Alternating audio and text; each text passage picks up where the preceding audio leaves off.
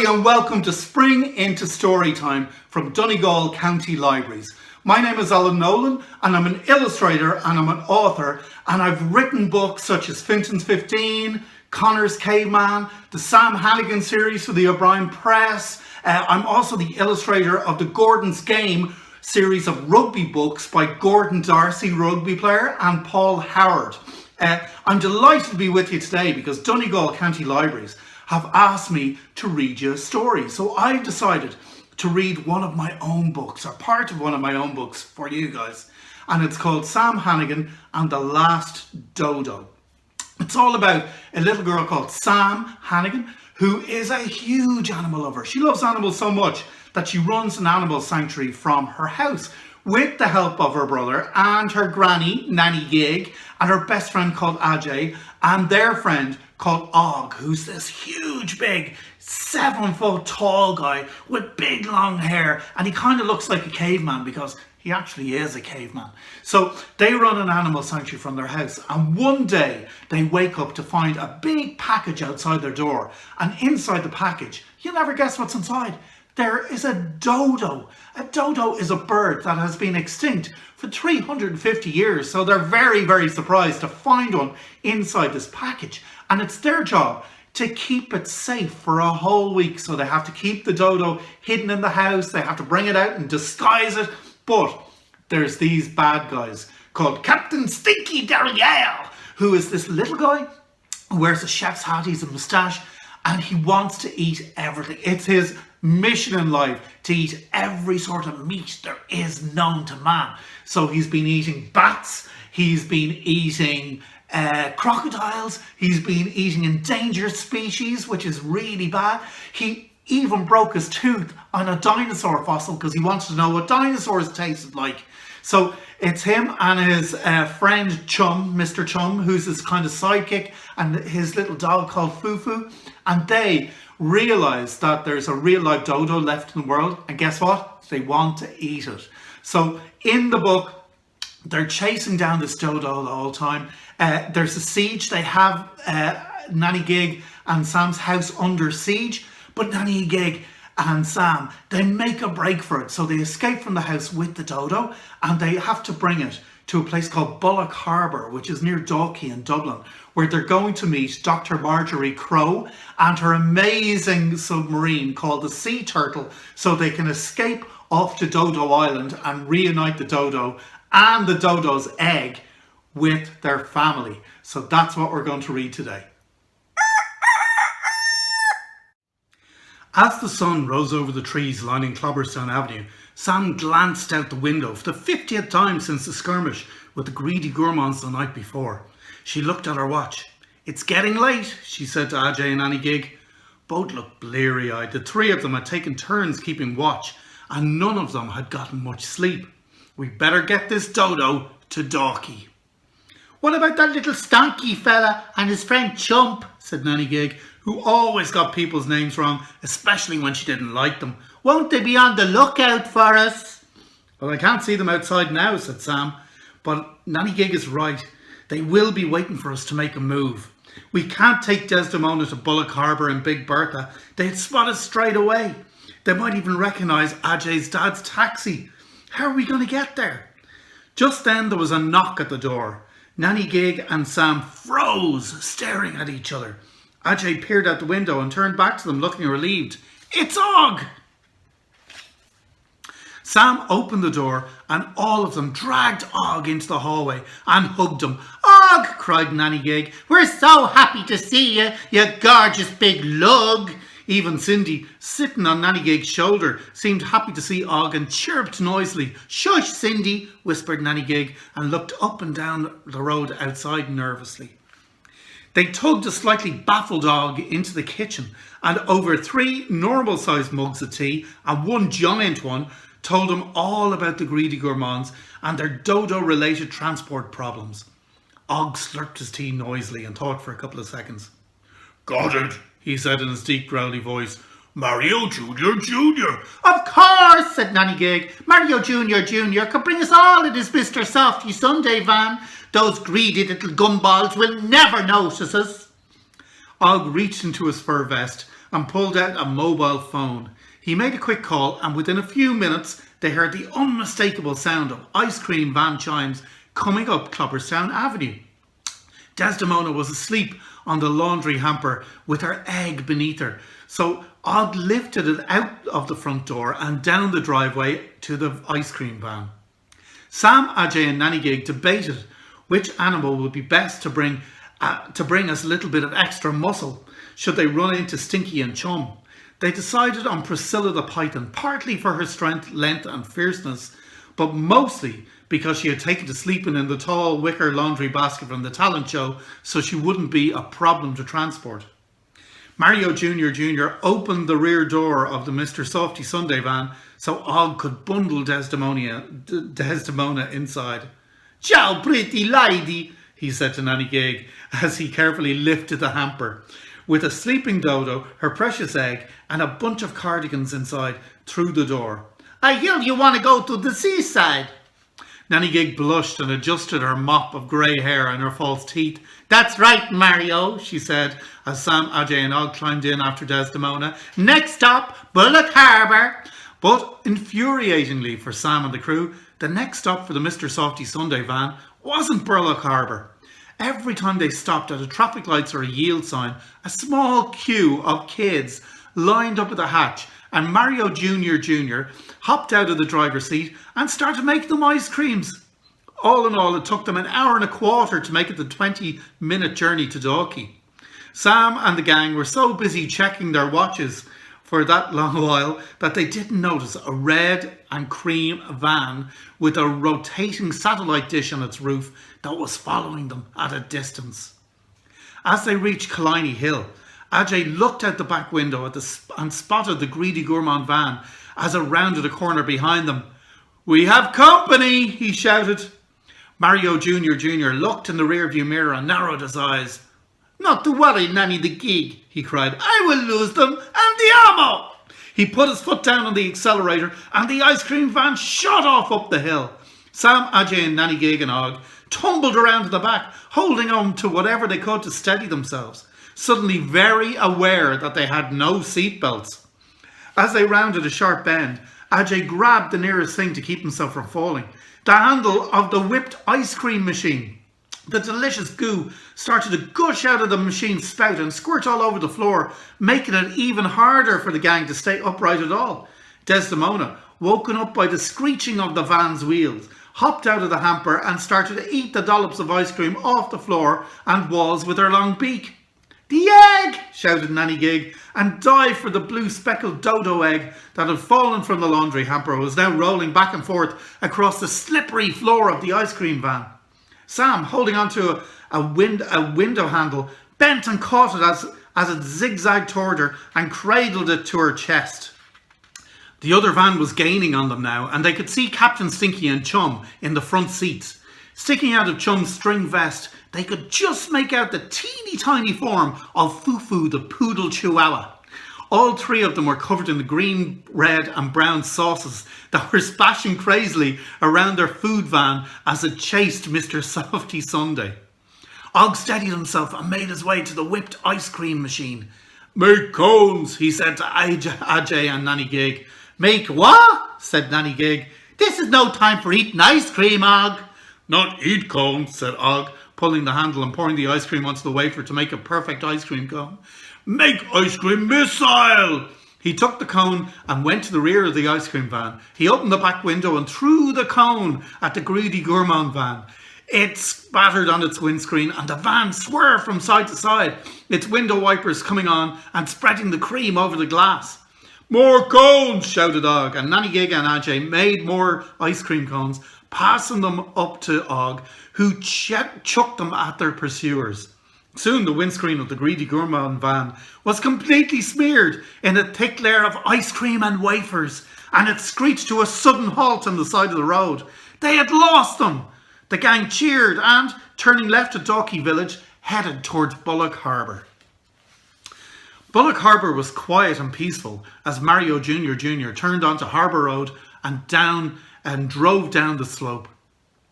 He parked the ice cream van at the end of the pier, and Sam, Ajay and Nannygig and Og looked out the serving hatch at the side. There was no sign of either Dr. Marjorie Crow or her sea turtle submarine.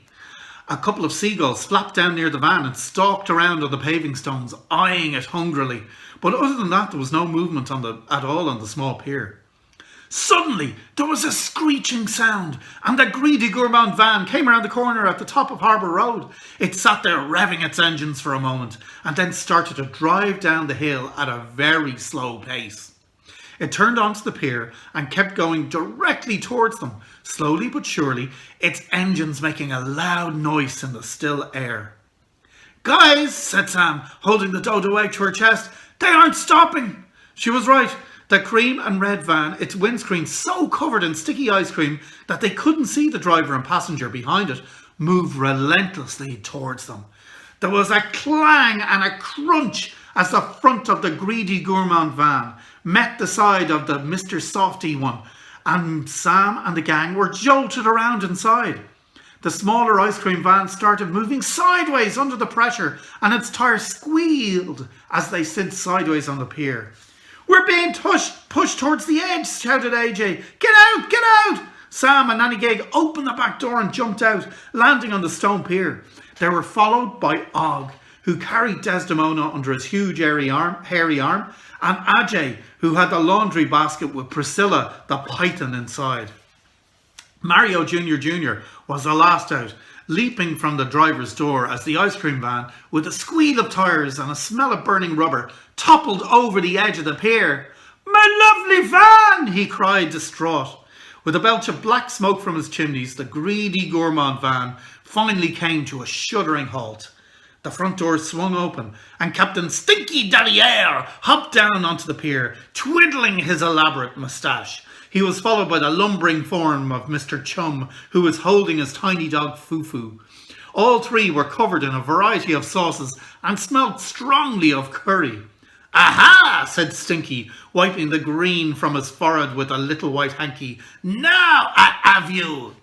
He pointed his tiny finger at Sam. "You, ginger-haired girl, would give me the dodo egg," he ordered, and then pointed at Og. "And you, big hairy man person, you will give me that delicious dodo." "No way, no how," said Sam. "This dodo is a very precious thing. It's something we thought we had lost forever, and it's somehow, by some miracle, being given back to us. We are lucky to have Desdemona, and even luckier that she has her egg. It's a second chance for us, don't you see? A second chance for humans to get it right." "Second chance, schmeckin' chance," said Stinky, wrinkling up his moustache. "Get some, Chum." Chum, looking a little reluctant, made a half-hearted run directly at Og, who laid Desdemona and her egg carefully on the ground and casually reached into his furs. He took out 4 stone axes with wooden handles, which he flung one by one in quick succession at Chum. With a deafening noise of 4 metallic clangs, Chum suddenly and unexpectedly found himself stuck to the side of the greedy gourmand van, pinned in place by axes that struck right through the fabric of his dirty string vest and his filthy checkered chef's trousers. Fufu, emerging from his vest, bit Mr. Chum on the finger and ran towards Og, who nimbly picked her up and petted her. She gave a small, happy bark. Captain Stinky let out a high-pitched roar of rage, and taking a sharp, glittering knife and fork from underneath his chef's hat, ran directly at Desdemona. Stinky's eyes were crazed, and a long dribble of drool hung off his lips as he ran. "That delicious, delectable dodo will be mine!" he screamed as he ran, licking his lips with his tiny tongue. Quickly, Ajay took the punji pipe from his jacket pocket and tossed it to Sam. He kicked over the tall laundry basket and shouted, "Blow, Sam! Give us a charming tune!" Sam caught the flute deftly with one hand and, cradling the dodo egg in the other, put the mouthpiece of the punji pipe to her lips and blew. A beautiful, haunting note emerged from the pipe and floated high into the sunny seaside air. On the ground in front of Stinky, the tall laundry basket jerked slightly to one side and, with a slithering sound, the long body of Priscilla the python emerged, answering the call of the snake charmer's flute.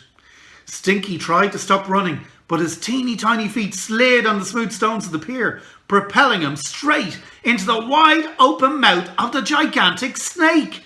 "The dodo is mine!" he began to shout, but his furious squeaky yell was cut short by a clumping noise as Priscilla snapped her gargantuan jaws shut. Now it was the enormous python's turn to lick her lips, turning her head to admire the stinky shaped lump in her middle. Just then there was a mighty whooshing noise and a massive spray of water.